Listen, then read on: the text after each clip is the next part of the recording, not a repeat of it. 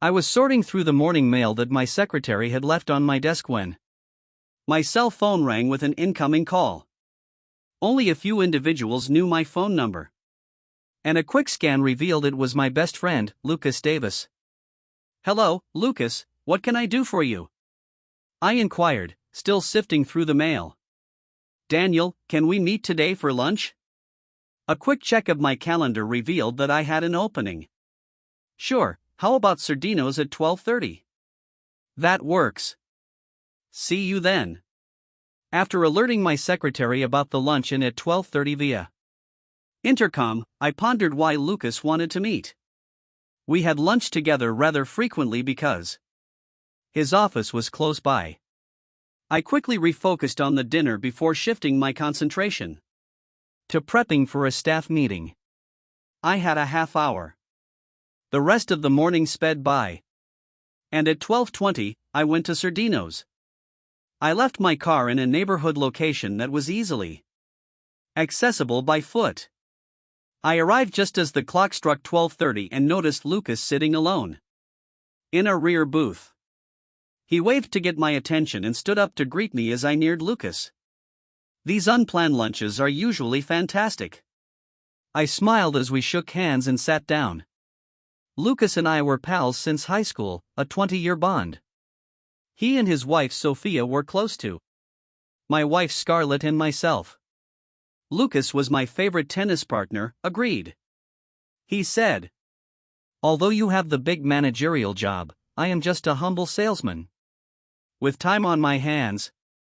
"Lowly salesperson, my foot, you earn more than I do and work more hours." "Don't give me that," I exclaimed, laughing. "Okay, I understand. Enough of the flattery. Let us eat."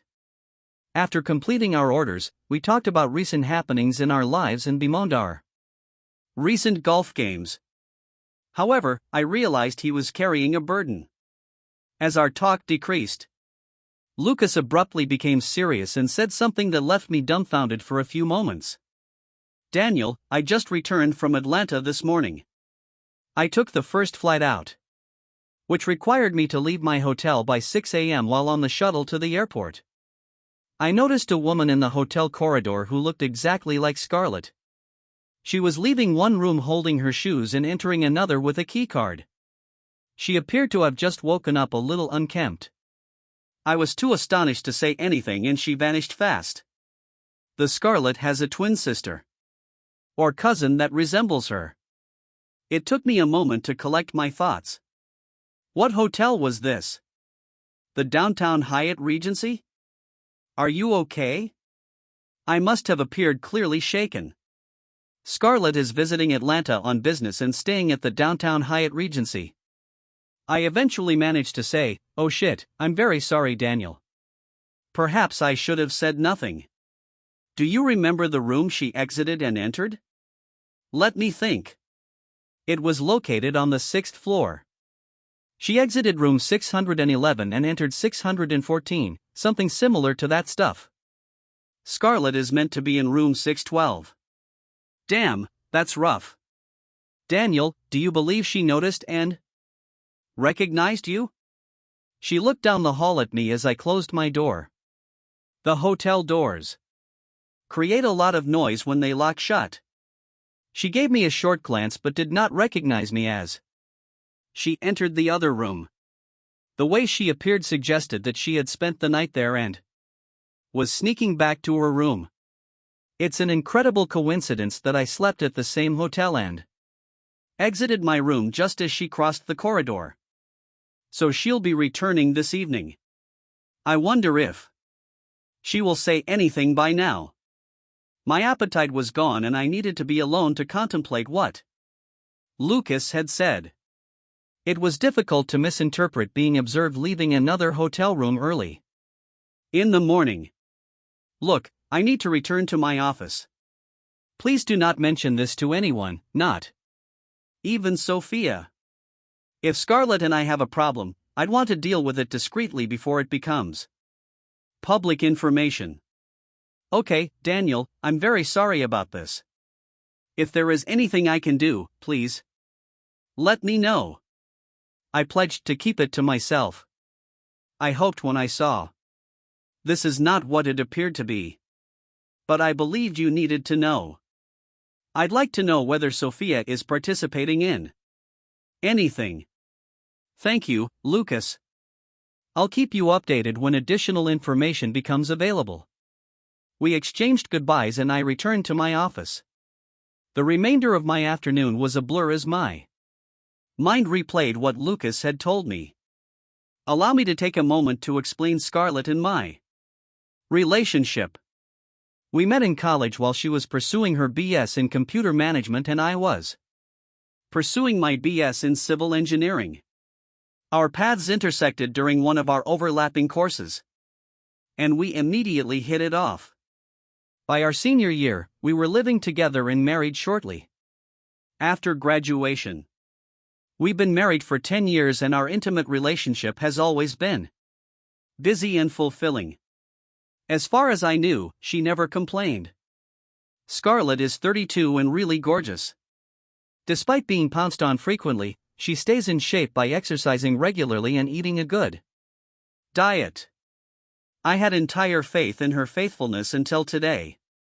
She works as a senior buyer at a local manufacturing plant that makes computer components, which requires her to travel several times a year to meet with vendors.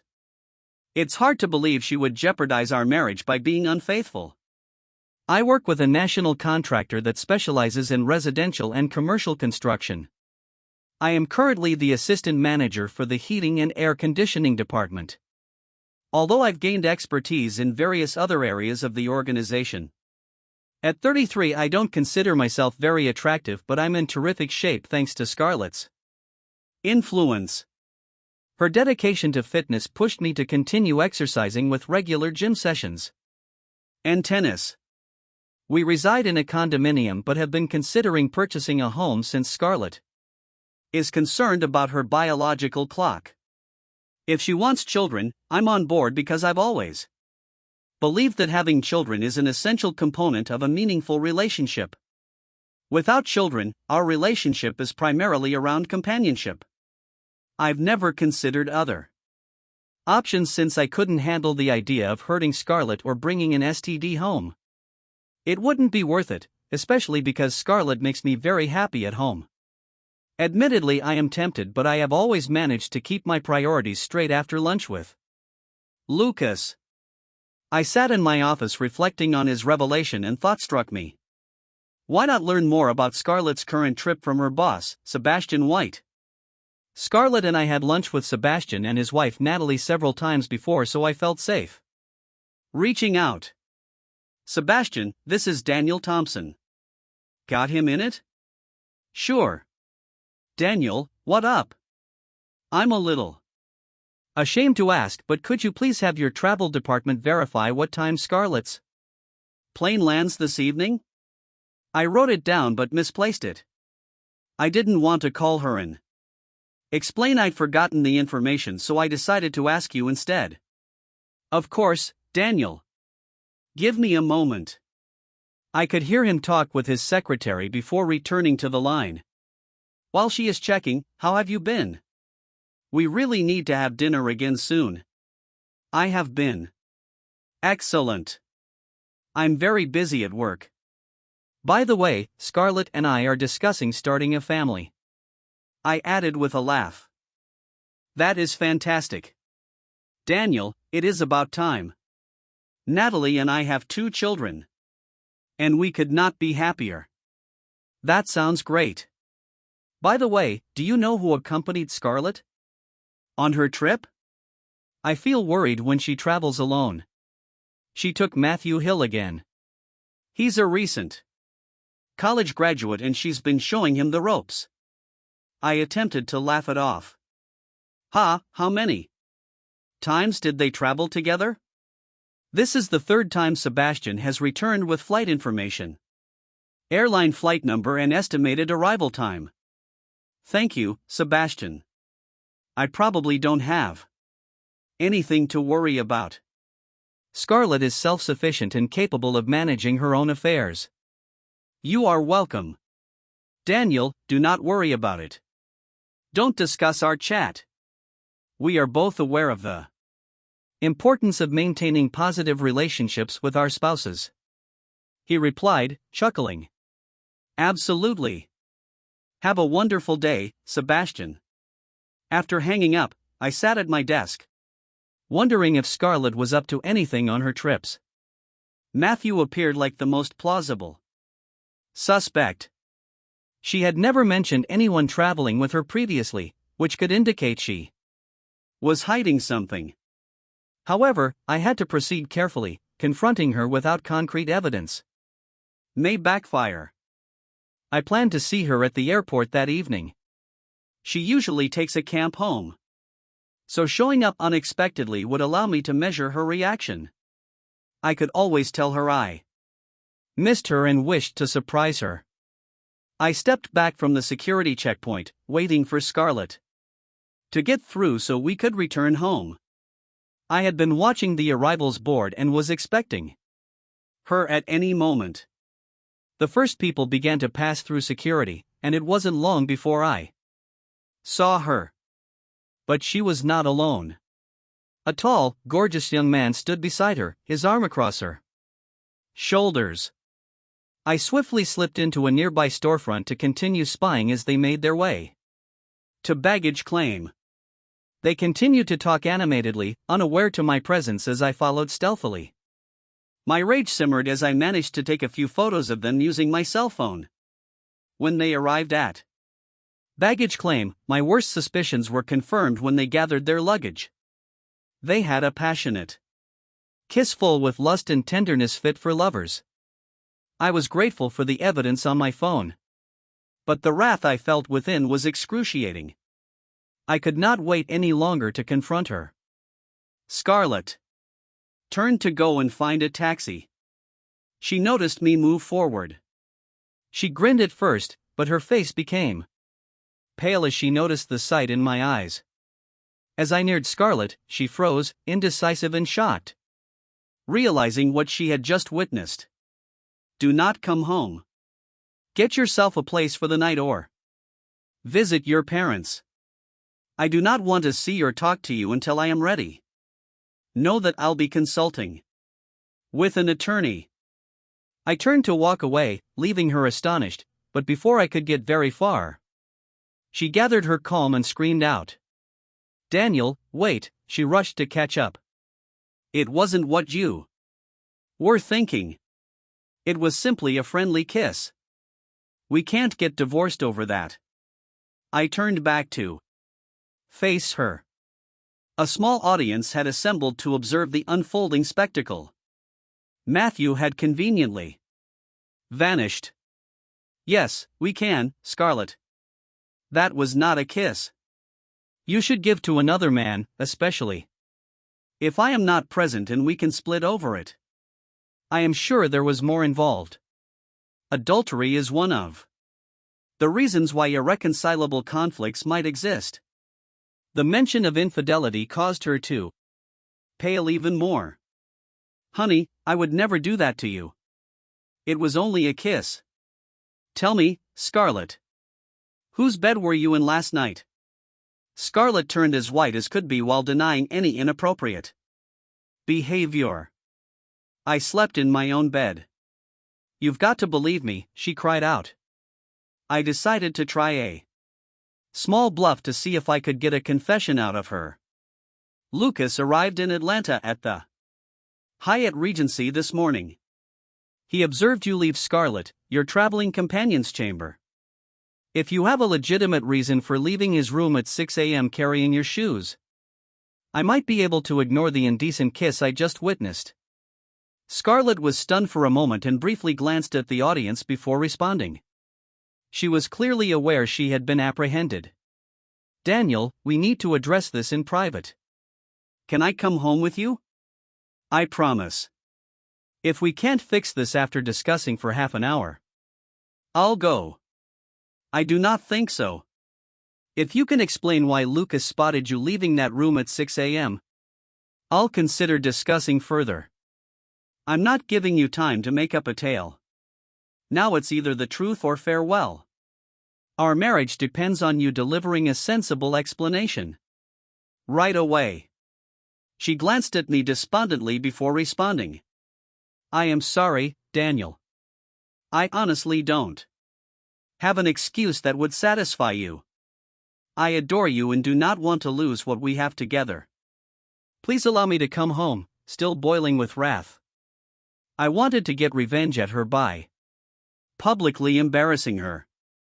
It did not disturb me that I was exposing my own anguish. I needed to expose her as an adulteress and let her bear the disgrace. I apologized to Scarlett. Right now I don't see how we can make this work. My trust in you was broken. A good marriage is based on trust. It would be a shame to continue after what you've accomplished. I refuse to spend the rest of my life wondering about you when you aren't present.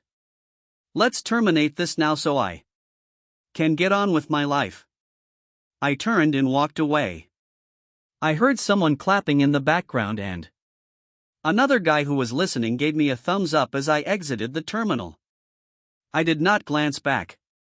As I got into my car in the short-term parking lot, tears flowed down my face. I couldn't drive for half an hour because I was fighting the temptation to go back and get her.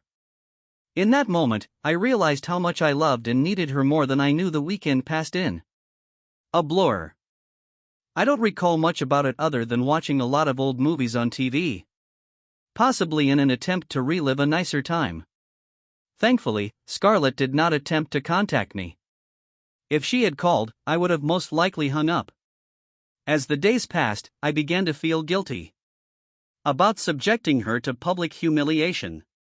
However, I justified it as a form of retaliation for her betrayal, which relieved my conscience little. Monday morning came after a sleepless night. I still hadn't heard from Scarlett, so I knew it was time to make a preliminary decision about our marriage. My employer said a few days ago that he needed someone to handle the Seattle office temporarily for a few weeks. Liliana, the normal manager, was leaving on maternity leave. And as far as I knew, no one had filled the position. Sometimes a part might allow me to calm down and organize my ideas. When I arrived at work, I visited my boss's office to inquire about the Seattle post. No, I have not filled it yet, he replied. Are you interested? We need someone out there shortly. I'm interested, I said. How soon would I need to arrive? I do not mean to pry, but I am assuming you have discussed this with Scarlett, and she is fine with you being gone. For 6 to 8 weeks, he asked. Scarlett and I have separated, so I now have time to consider alternative options for my future. I explained. I am sad to hear that. I assumed you two were going to start a family soon for reasons that I will not get into. That won't happen anytime soon. I need this time to reflect on my marriage and plan my next moves. All right, I do not mean to take advantage of your personal situation, but we need you in Seattle as soon as feasible. You'll need to catch up on operations before Liliana goes in less than 2 weeks. Anything you can do to increase your availability would be greatly appreciated. I should be able to get out there in 3 or 4 days. I just need some time to wrap up loose ends in my personal life.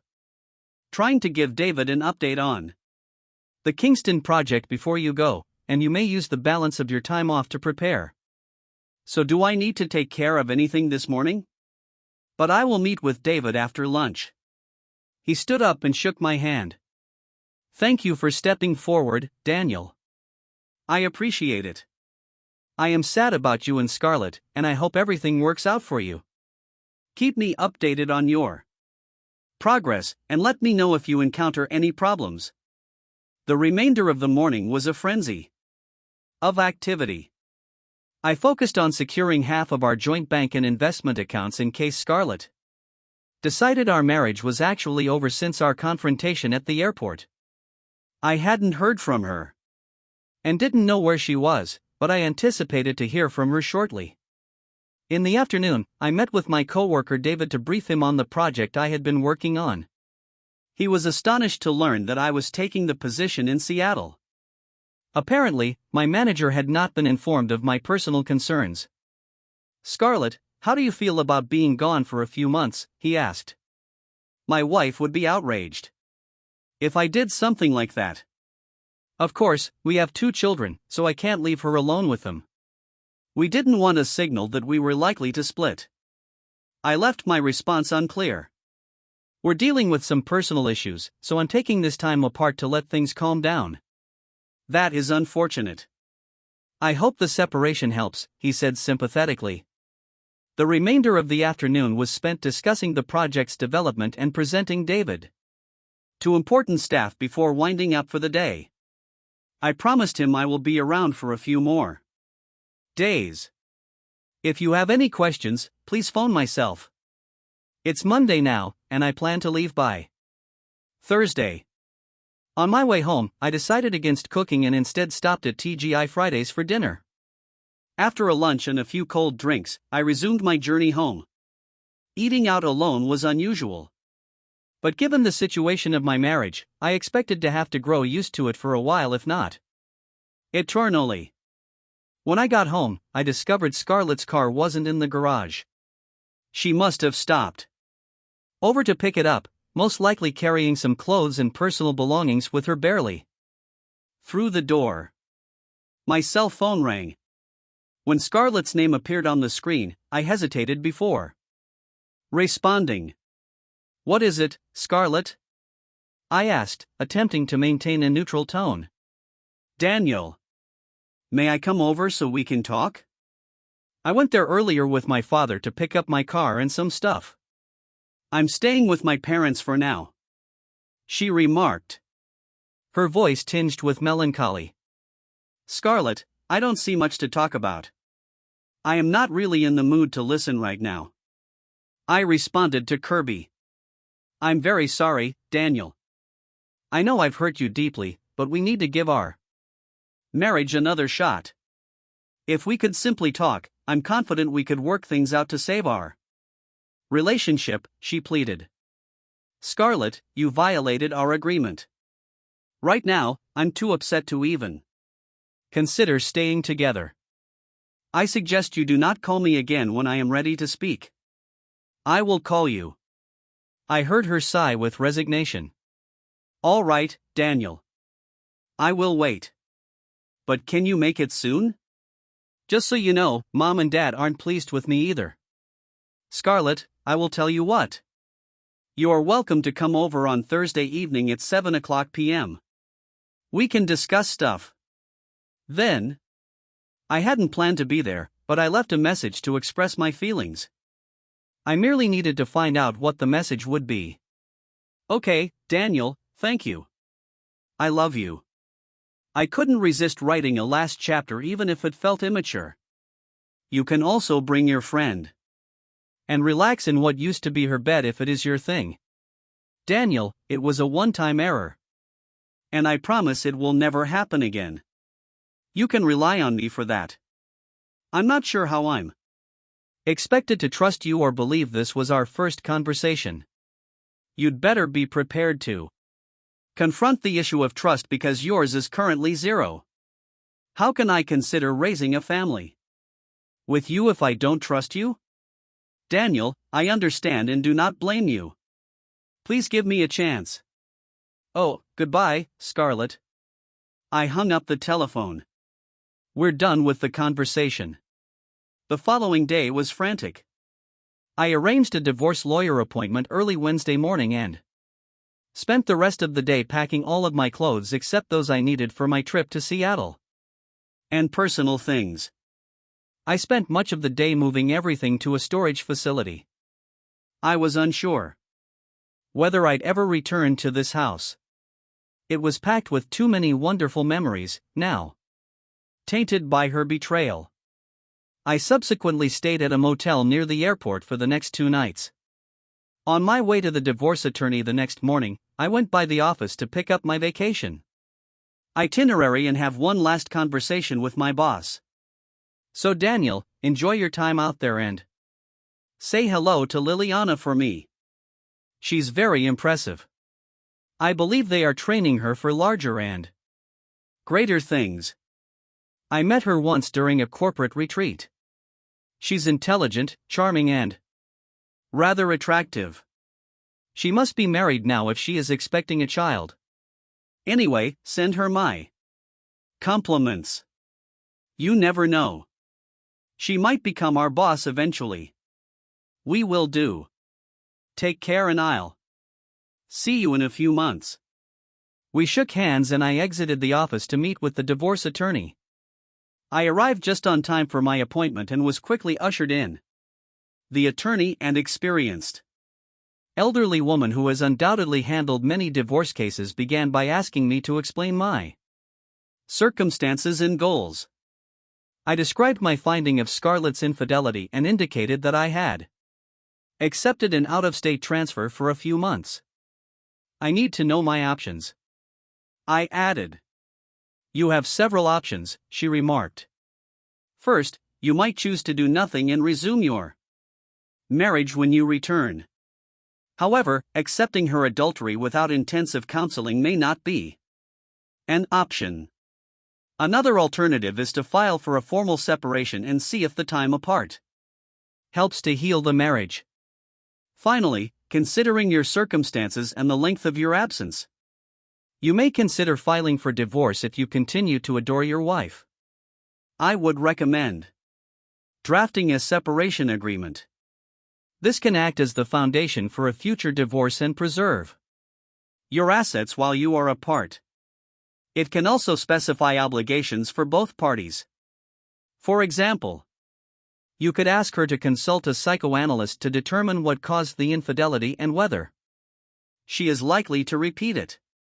However, you may be required to vow to give the marriage another try for a set length of time. If things still do not work out, the divorce might then be based on the provisions of the settlement agreement. I thought of my feelings for Scarlett and the bliss we had once enjoyed. After careful consideration, I directed her to create the separation agreement she suggested. I explained what I desired in terms of asset distribution, including giving Scarlett the heavily mortgaged condo and contents, except for my personal stuff and a few other objects, which may still be there. I had already decided on a 50-50th share of our finances, which she documented in the agreement.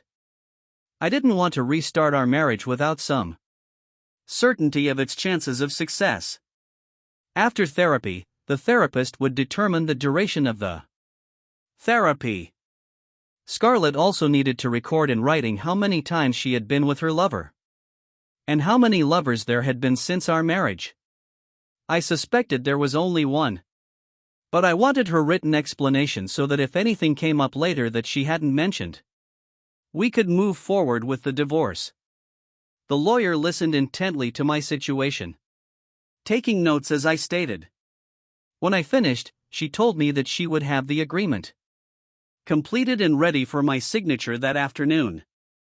I agreed, though I felt apprehension about what I would do if I realized Scarlett had taken several boyfriends during her marriage, and that I had been duped several times. After leaving the attorney's office, I called my friend Lucas and asked if I might stop over that evening to speak with him and Sophia. He confirmed that they'd both be home, so I told him I'd be there at 7:30. After lunch, I returned to the attorney's office. She had created a separation agreement for me to peruse. After reviewing it, I asked a few minor changes to my conditions, which her secretary swiftly accommodated. I signed the document. I then requested that the agreement be given to my wife at her home the following evening at 7 p.m. She would expect to speak with me, but I believed the separation agreement would cover everything I needed to say. The lawyer confirmed that it could be arranged for an extra charge and I agreed. She also said she'd keep me updated on the legal proceedings while I was away. I ensured she had my cell phone number in case she needed to reach me. After leaving the lawyer's office, I had one more chore to complete. I made a call to Scarlett's supervisor, Sebastian White. Sebastian, this is Daniel Thompson. Oh, hello, Daniel. What can I do for you? Sebastian, there's something you should know. Scarlett and I are parting ways because I learned she was having an affair with your other employee, Matthew Hill. When they were traveling together. There was a moment of astonished quiet. Oh my God, Daniel. I am so sad. I'm not sure if you're aware, but we have a stringent anti-fraternity policy for our staff, which Scarlett and Matthew agreed to when they were employed. Can you prove this? I have a witness who observed Scarlett leave the Hills hotel room at 6 a.m. Scarlett admitted to me that she was in Atlanta on Monday, plus I have images of them kissing inappropriately in the airport on Monday evening. That clearly shows an inappropriate level of intimacy. I'll speak with our HR department first, followed by Scarlett. Okay, Sebastian. After hanging up, I felt satisfied that I had taken action against Matthew. I was curious to see what would happen. That evening in Lucas's house, I discussed what had been going on between Scarlett and me. They sympathized with our separation and my planned extended absence. I believe that separating for a few months will allow us both to reflect on our marriage and determine how to move forward. I remarked, you might be right, Daniel. Lucas responded, we will miss hanging out. You've been our best buddies for so long. I'm not sure what we'll do without you both. Let's hope Scarlett and I can reconcile in a few months. If it comes down to it, I'll be counting on you to help us heal our marriage. You can rely on it, Daniel. Sophie reassured me. I will call Scarlett and talk to her. Do you know where she is staying? I'm sure she is devastated. She informed me she was with her parents. Do you have her cell phone number? Oh, yes, I will call her tonight. Okay, I should get moving. I'd like to hear from you people while I'm away and get updates about Scarlett. If she continues to see that guy or anyone else, there is no prospect of reconciliation. We'll do whatever we can, Daniel. Take care and enjoy your trip. Lucas stated that I left their residence and returned to my motel. That night, I felt like I had completed as many loose ends as possible before my departure to Seattle the next morning. The journey to Seattle was unremarkable. After picking up a rental car at the airport, I drove to my extended stay hotel, which was conveniently positioned approximately 2 blocks from the office, allowing for an easy walk each day provided the weather cooperated. After checking in and unpacking, my stomach told me it was time to eat. Tired from the long travel, I decided to eat at the hotel's restaurant. Looking at my watch during the lunch, I noticed that it was 8 p.m. back home and Scarlett should have received my message by now. I had kept my phone turned off all day and decided to check for any texts. Unsurprisingly, Scarlett missed 4 calls while my colleague Liliana missed 1. I started by listening to Liliana's message. Daniel, welcome to Seattle. I look forward to seeing you in the morning. Come in early and we'll go for breakfast together. If this is an issue, please call me on my cell phone. I'll see you tomorrow, regardless. Bye. Scarlett's texts were all variations of the same frantic request for me to call her as soon as possible. I decided to complete my supper and head back to my room before responding. After a leisurely breakfast and a cup of coffee, I returned to my room.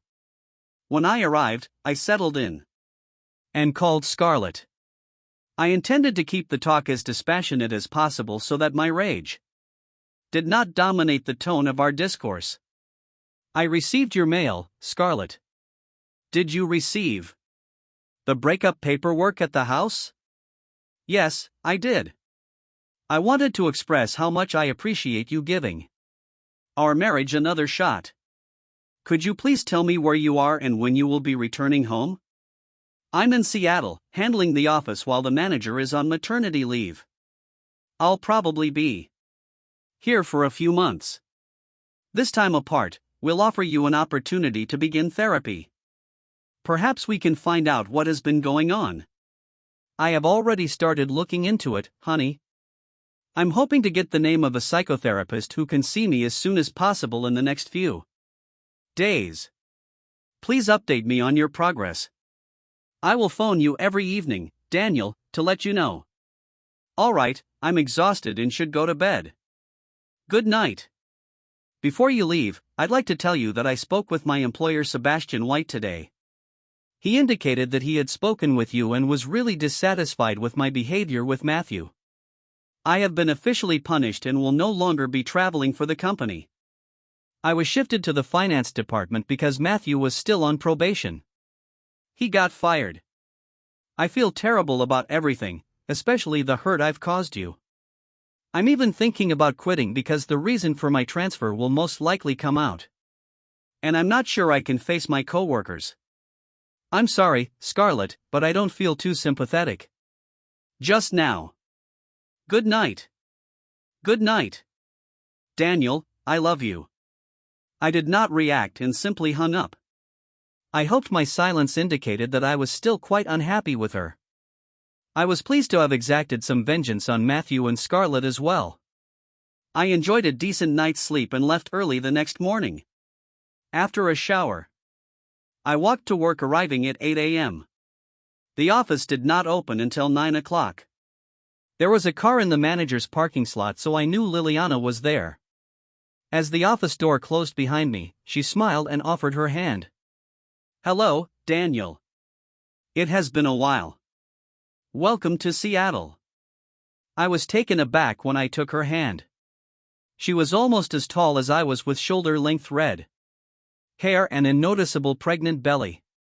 She exuded the bright warmth of imminent parenthood, and her brilliant green eyes captivated me.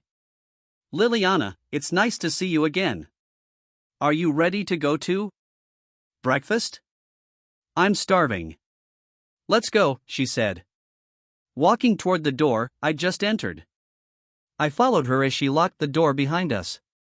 We don't need to rush back, she explained. Grace, my assistant, will be here shortly to handle everything. Are you in the mood for pancakes? That sounds wonderful. Let's head to IHOP then. As I got into her car, I was struck by her confident demeanor. Liliana understood exactly who she was and what she desired.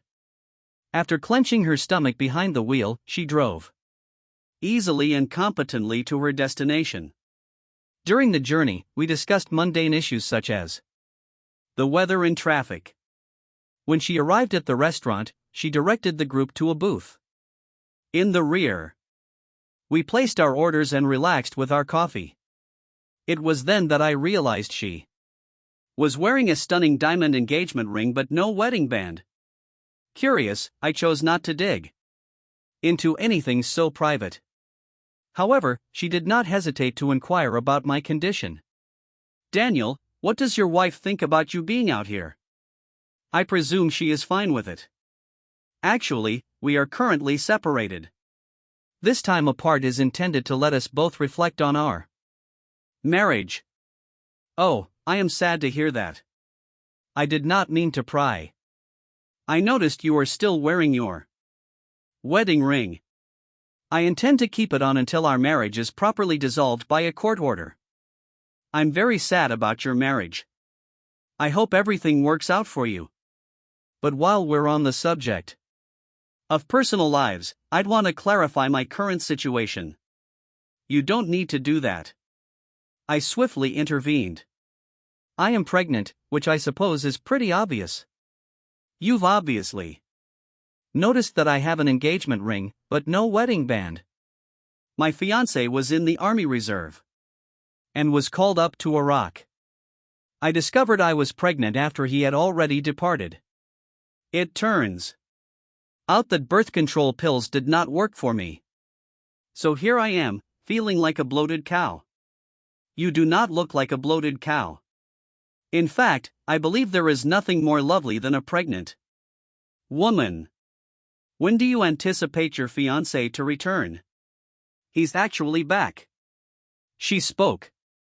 Her voice laced with regret.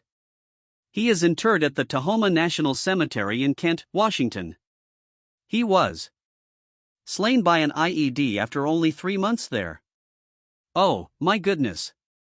I'm so sorry, I exclaimed, immediately reaching out to take her hand. That must have been horrible to you. I'm done sobbing. I'm now focused on life for our child. It's a boy and he'll be named after his father. Wow. It is incredible. When is he due? 2 weeks from yesterday, officially, but it could take several days. In any case, that is why I need to get you caught up on our operations here as soon as possible. I'd been quite nervous till they found someone to cover for me. So I'm here now and we can begin. Anytime you're ready. We talked while we ate, and once we finished our meals, we sat down and drank our coffee together before heading to the workplace. Liliana stated that there is something you should know. My assistant Grace had been hoping to take over while I'm abroad. She's tremendously ambitious, but we've just been together for about 6 months. She is obviously intelligent and has recently graduated from college, but she lacks experience. With a few years under her belt, she'd be an ideal candidate for such tasks. That is why I particularly asked for someone more experience and more maturity. She understandably feels neglected because I did not offer her the position. So she may come across as bitter first. She is nonetheless a hard worker who is well versed in her profession. Grace will be important to you, and I doubt she would be vindictive enough to undermine your efforts. Thank you for the heads up. I sincerely appreciate it.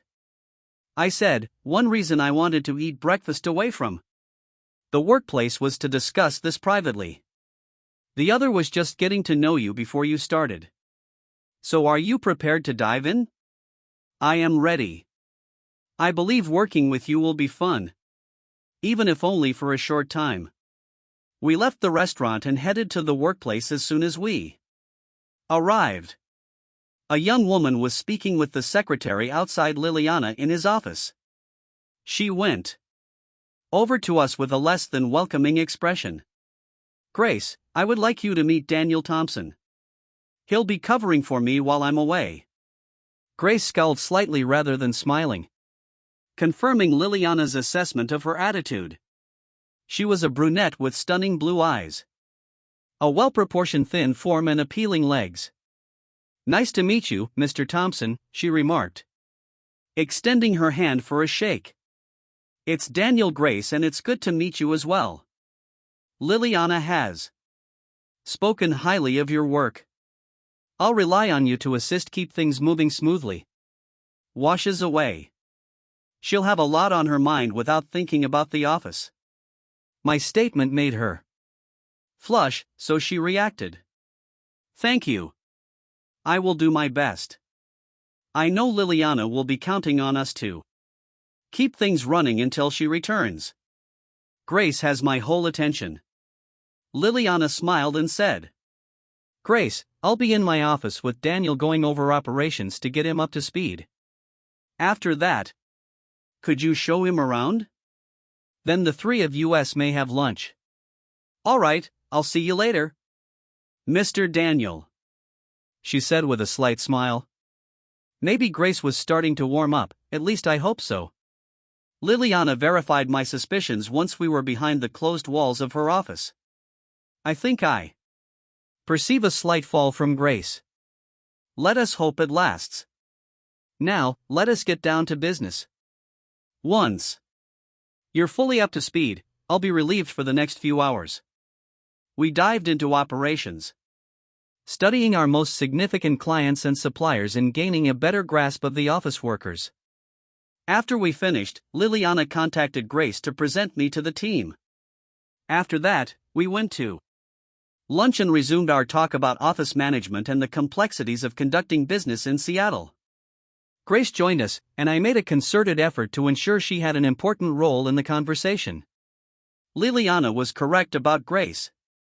She was not only intelligent and skilled, but she also demonstrated a lot of potential. Her combination of femininity and almost overpowering attitude made every interaction with her interesting. I couldn't help but notice she wasn't wearing any rings on her left hand. If I hadn't been so much older and married, I might have been tempted. Ah well. We returned to the office after lunch, and I continued to review the operational processes with Liliana, despite the fact that I was already aware with the most of them due to the company's management rules. Liliana appeared to be determined to pursue every possible avenue.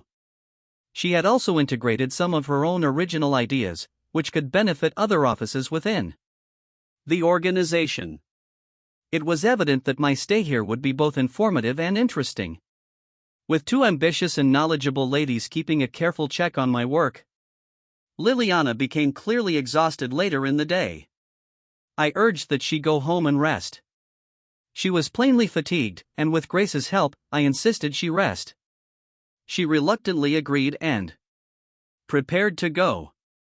To save her the trouble of preparing dinner, I asked if she wanted to join me for pizza that evening. I explained that it would save her time cooking while also providing me with some companionship. Her mood improved with the suggestion, and she agreed. I received her home address and phone number and offered to pick her up at 7. Grace appeared happy with my invitation to Liliana.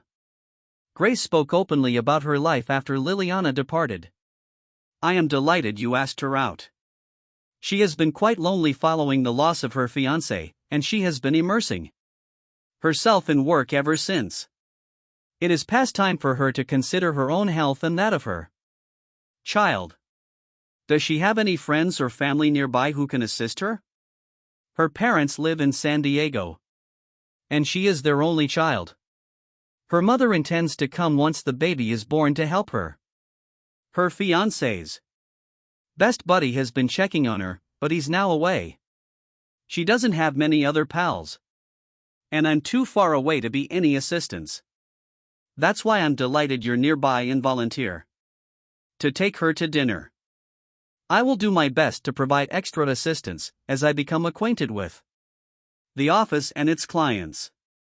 We should be able to reduce her workload so she can focus on preparing for the birth. Now how about you get me up on the office finances? We spent the remainder of the afternoon reviewing the financials, and I returned to my hotel at closing time. Before leaving, Grace informed me of Lillian's intentions for the remainder of my orientation. Every day we'll meet for lunch with some of our key clients and suppliers. Lillian wants to get you up to speed as soon as possible in case she has to depart early. We arranged the majority of the appointments for next week. Do you think you can handle it? She inquired with a grin. I suppose I can manage. I responded, smiling. Great. See you tomorrow. We departed together and I waited for her to lock up and get into her car. She waved as she drove away. I found myself thinking that Grace was someone I'd like to get to know more despite the fact that she is rather young. Back at the hotel, I had a shower and decided to lie down for a quick nap, setting an alarm in case. I'm glad I did because it jolted me awake from a deep sleep an hour later. I guess I was more weary than I anticipated as I immediately changed into trousers and a polo shirt. I drove to the address Lillian gave me rental autos. GPS directed me right to her location. An upmarket condominium complex featuring a pool and tennis courts. It was just 7 p.m. When I knocked on her door, she looked refreshed when she answered. Dressed casually in maternity slacks and shirt. Wow, I exclaimed. I don't normally get that reaction, she remarked, smiling. You're gorgeous, I told her. Thank you, Daniel. I don't hear it very often in my situation and I certainly appreciate the boost to my ego. Come inside. I walked into her condo and followed her to the living room. Do not worry, Lillian. Your condition just adds to your appeal. I think you and I will get along just fine. Now I'm scared that I won't be as dazzling as you claim. After I deliver the baby. Have a seat. May I get you something to drink? I'm driving, so Coke would be nice if you had any. I have Diet Pepsi. Will it work? That is perfect. She entered the next kitchen. And our talk proceeded. What did you think about Grace? I noticed that you two seemed to get along. She was anxious that you would impose your own ideas on running the office, but I'm delighted you included her in the conversations. She has plenty to offer. You do not have to worry about the office while you are away. Grace and I should be able to handle everything just well. And if we run into any problems, you're just a call away. Lillian laughed when she returned with our drinks. I noticed she was also holding a Pepsi. I guess I'll be too preoccupied with the new baby to think about the office. Motherhood is going to be an entirely new learning experience for me. I looked at a few images on the table. One image showed her standing next to a man in an army uniform, a captain with blonde hair. They both seemed really delighted. I assumed their baby would be beautiful. In the other photo, the same man was dressed casually beside Lillian and the towering African American men. That's a picture of me and Sebastian, my fiancé. She explained, pointing to the man in the army uniform. The other one is with Dylan Robinson, his best friend. By the way, if you need anything at any point, please phone me. The hotel is about a 10-minute drive away and I am available at all times. I don't mind 3M calls. I said her. She laughed again. I may just take you up on that. I've been wondering who I should contact if something happens when the baby decides it's time. Dylan was meant to be here to assist, but he is on deployment for the Air Force in Germany. He intends to return in a month. He's been a shoulder to weep on since I learned Sebastian had been killed. Then your backup plan is decided. I was curious about her relationship with Dylan, but I figured it wasn't my place to ask because she didn't clarify further. We completed our drinks and proceeded to the small pizzeria down the street. We talked for hours, sharing anecdotes about our lives and keeping each other up to date on our current situations. Lillian was someone I felt comfortable confiding in, so I told her about my problematic marriage. She listened sympathetically and shared her own heartbreak over her fiancé. She had learned of his death from his parents as she was not registered as his next of kin. Shortly after receiving that tragic news, she realized she was pregnant. After roughly 2 hours of conversing, Lillian was clearly fatigued. The restaurant owners were also indicating that they were preparing to close. I accompanied Lillian back to her condominium. I led her to the door and she gave me a soft kiss on the cheek before going inside. I waved goodbye and headed back to my hotel. Upon entering my room, I noticed the phone's blinking light, indicating that I received a message. Scarlett asked me to call her as soon as possible. I called her number right away. Daniel, she answered. Yes, Scarlett, it's me. He requested me to call when I arrived. Is there something wrong? No, nothing is wrong. I just wanted to hear your voice. I'm deeply sorry for what I did with Matthew. I know I've profoundly harmed you and I can't convey how much I detest myself for it or how terrible I am. I'm not sure why I did it. I had a couple of beers after dinner to unwind following a stressful day with the supplier, and before I knew it, I was in Matthew's bed. I'm not sure what came over me. I didn't want to engage into a lengthy conversation about it straight now. That would happen later. Have you reviewed the separation papers?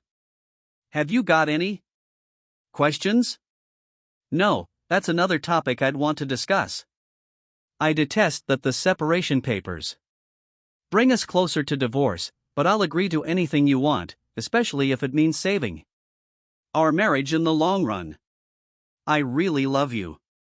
I'm not sure how I could let myself go from my love for you and have an affair with another man. I may never really comprehend, but I have an appointment with a psychologist next week to attempt to figure things out.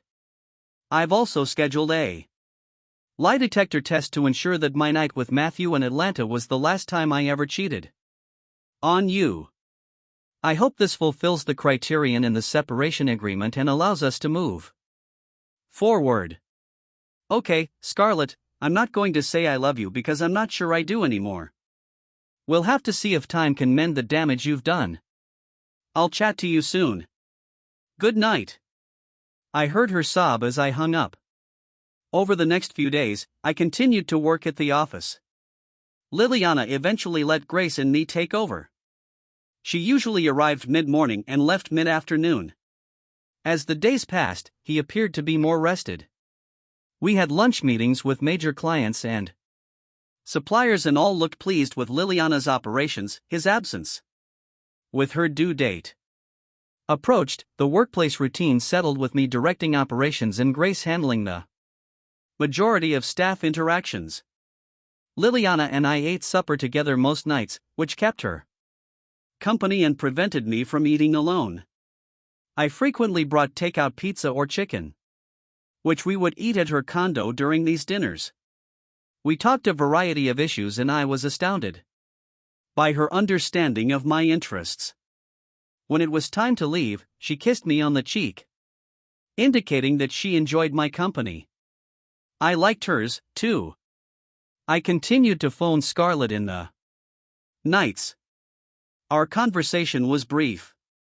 She continually expressed regret and apologized for her mistakes.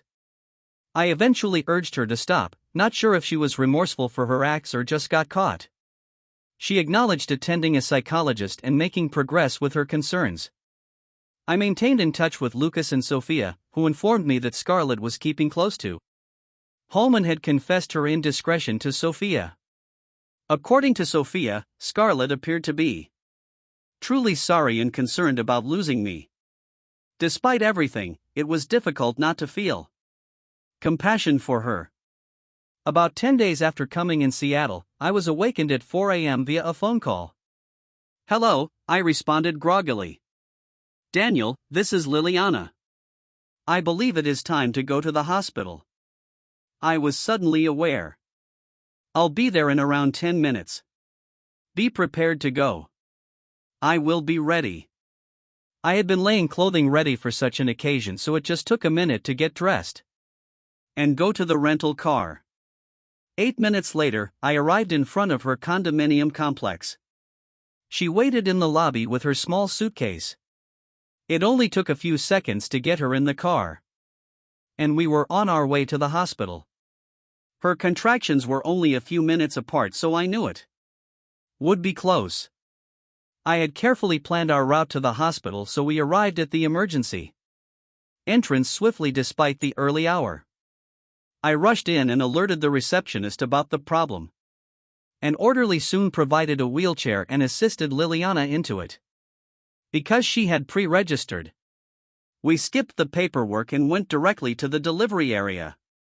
I followed her as she was wheeled along, but when they realized I wasn't her father, they directed me to a waiting area where I spent the next 2 hours. During that time, I called Grace to provide an update. Impatient, I approached the receptionist to ask for Liliana. Hi, is there any word about Liliana Perez? Oh, she had a baby boy and they're both doing well. Can I see her? I wondered why I hadn't been notified sooner. I apologize, she has requested no visitors. Strange, I thought, is the baby okay? Can I see him? The infant is okay. You can find him in the nursery down the hall. Thank you. I walked down the hall to the nursery and looked through the glass, looking for Liliana, this baby.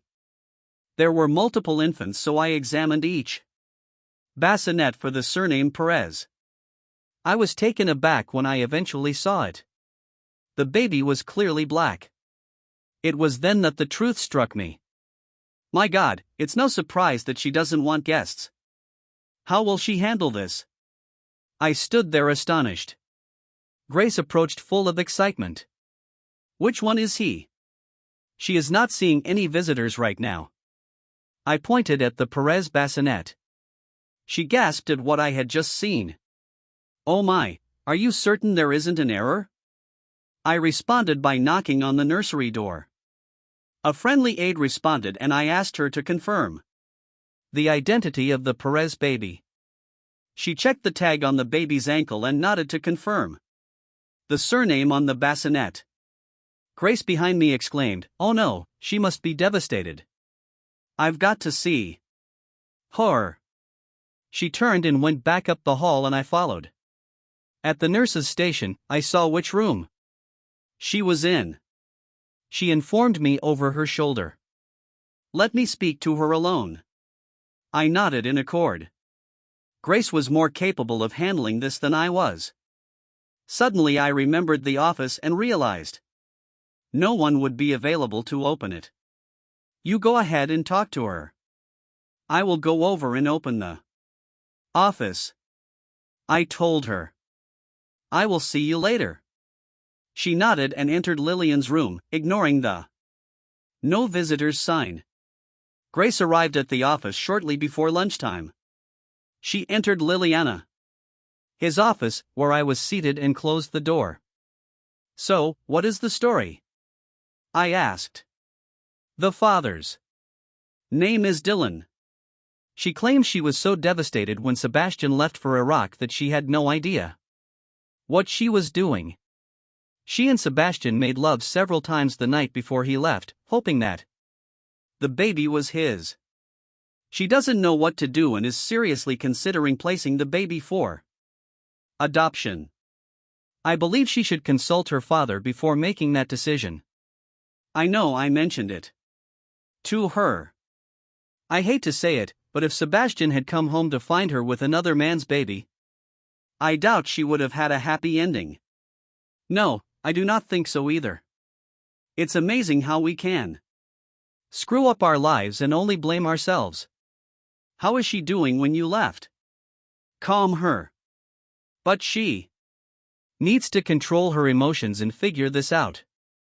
Dylan is supposed to return in a few weeks and they'll have to figure out what to do about the baby.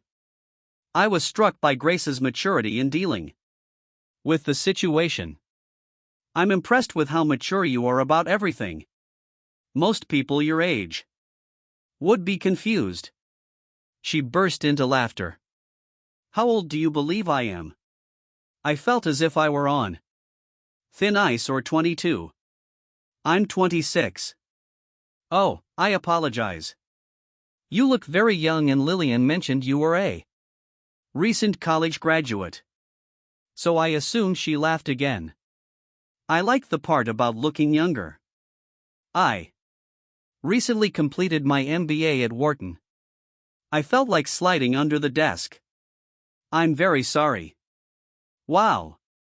I feel extremely embarrassed. This is going to cost you a dinner. When do you want to pay up? Trying to regain my composure, I responded. I recognize my error.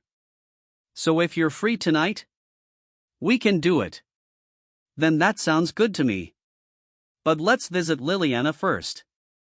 She sent. They'd be sending her home tomorrow with the baby. She called her mother while I was there and she'll be flying in tomorrow morning. I promised to pick her up at the airport. That sounds wonderful. We may visit Liliana after work and then go to supper. All right, I need to get to work now. I had lunch at the hospital before I came in. She added, opening my office door and going out. The rest of the day went nicely and we met at 5 p.m. to proceed to the hospital. The no visiting sign was gone from Liliana his door. Grace stepped in first, requesting me to wait outside while she checked on Liliana. She reappeared shortly and waved me inside. Entering wearily, I saw Liliana sitting up in bed, smiling. Albeit her eyes were a touch red from previous weeping. She seemed pleased now, cradling her son in her arms. "How are you doing, Liliana?" I asked. "It's better now. Thanks. I realized I had someone who needed me and I needed to get my act together to care for him. Would you want to see him?" She folded back the blanket still covering his head. The baby's black hair and olive complexion contrasted sharply with the lioness. He was sleeping comfortably and seems comfortable. "Liliana, he looks stunning." I thanked her. "I'm quite proud of him. All of the nurses say he's beautiful." I inquired, feeling somewhat forward. "Have you made him yet?" "Yes, he is going to be Liam Dylan Perez. I named him after both my father and the baby's father." "That's a great name," I responded with a kind smile. "How are you feeling right now?" Grace inquired. "Do you believe you'll be ready to go home tomorrow?" "I'm feeling pretty good, though I'm still a little sore," she said, blushing as she looked at me. We sat and spoke for a long until Liliana became exhausted. The baby remained to sleep on Liliana's breast and Liliana summoned the nurse to return him to the nursery. Grace and I made our excuses and departed. There were many unresolved questions when we spoke with Liliana, but we chose to postpone them for another day. Grace and I appeared to have an unwritten agreement not to press Liliana until she was ready to speak. Dinner with Grace was interesting because we had never had the opportunity to sit down and talk before. We talked about our personal lives and she informed me she was from the Finger Lakes region of my state where she was born and raised. She earned her undergraduate degree at Cornell and thereafter attended the Wharton School of Business in Pennsylvania. Her parents still remained in New York and she visited once a year, usually around Christmas. She acknowledged dating someone, although the relationship was not exclusive. She was waiting for Mr. Right to arrive. Since learning Grace's age, I've unconsciously seen her as a woman rather than a young girl. We enjoyed a great evening together. And as Liliana had already informed her of my marital status, we didn't have to linger on it for long. By the end of the evening, I realized I might easily fall for Grace if I hadn't already committed to Scarlett. I planned to maintain our connection professional and cordial until I had resolved things in my mind before Liliana gave birth. I had considered deepening our connection. But I now had trust difficulties with her, similar to those I experienced with Scarlett. How could both women so simply give in to another man? Both were caught and must face the repercussions of their crimes. Scarlett, we risk losing our marriage and Liliana will have to live with the memories of betraying the man she loves. This saddened me and I had no idea how to handle it. I determined I couldn't take any further action until I handled my difficulties with Scarlett. I'd previously set some criteria for continuing our marriage in our separation agreement, so I'd stick to them for now. This meant calming down with both Liliana and Grace until I learned the outcome of my marriage. Over the next 2 weeks, I continued to work at the office and spent time with Liliana. Liliana's mother had arrived to help, allowing her to rest and recover.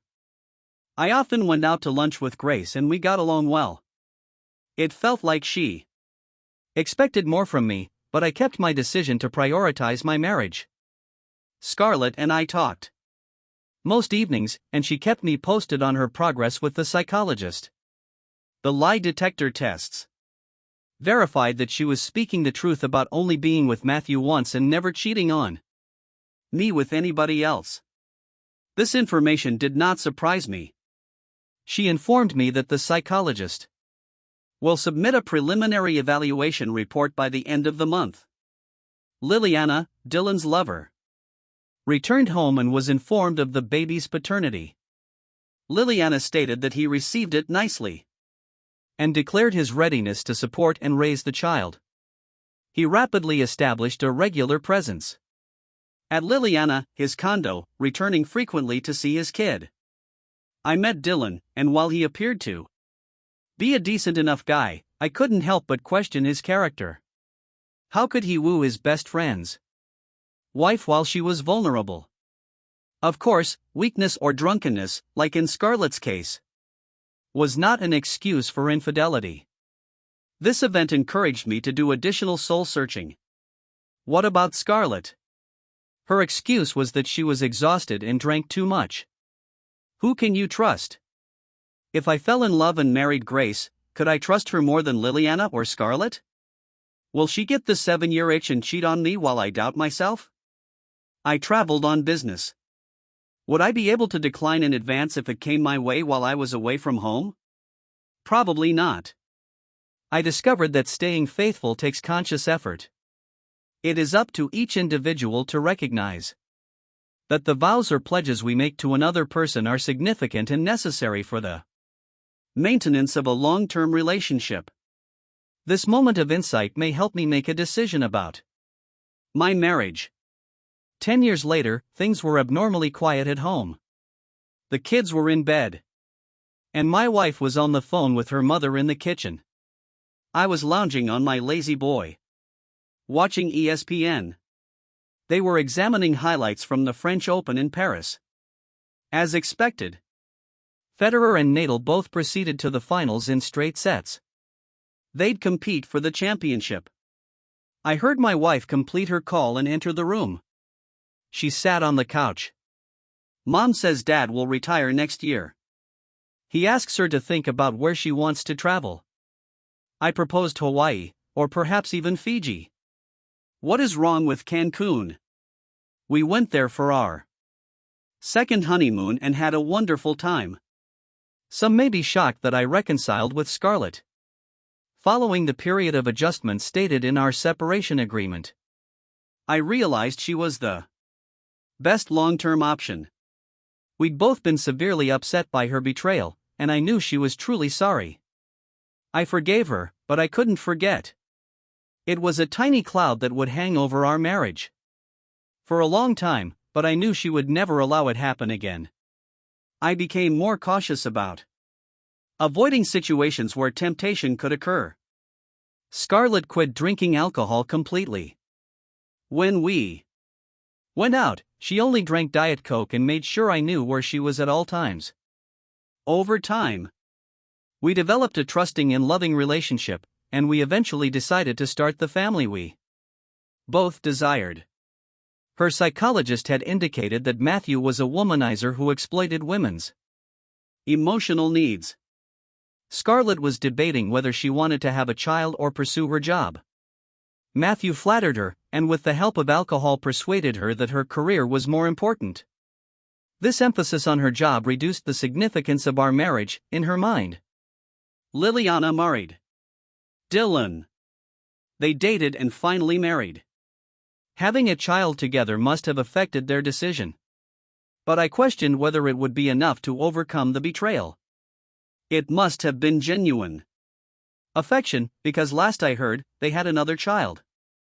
Liliana concluded that being a mother was more important than being vice president. Grace found Mr. Right and eventually landed the vice president position Liliana had passed up. She had no children according to what I've heard. Life had taken unexpected turns for all of us, but we eventually found our pathways and reconciled with our pasts. I know some will be disappointed with the ending. When you reach the finish, you may write the ending. Thank you for listening to today's stories. If you enjoyed listening, please like and subscribe if you haven't already. Also write a comment below with your thoughts on what transpired. Take care.